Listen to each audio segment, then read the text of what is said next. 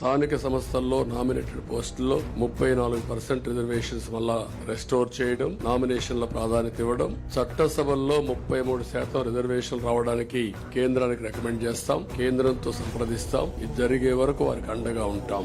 34% BC రిజర్వేషన్లు అంటే 3-4 సంఖ్య కాదు. ఈ విషయం మనం గుర్తుపెట్టుకోవాలి. 34% అంటే బీసీలకు రాజకీయ ప్రాతినిధ్యం.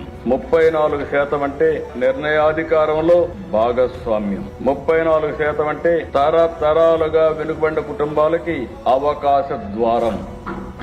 34% అంటే సామాజిక న్యాయానికి ఎన్డీఏ ప్రభుత్వం ఇచ్చే గౌరవం, సముచితమైన న్యాయం. 2024 ప్రజలు వద్దకు వెళ్ళినప్పుడు బీసీలకు స్థానిక సంస్థలు నామినేషన్ పదవుల్లో 34% ప్రాతినిధ్యం కల్పిస్తామని చాలా స్పష్టంగా చెప్పాం. అధికారంలోకి వచ్చిన తర్వాత దాన్ని కార్యాచరణలోకి తీసుకొస్తున్నాం.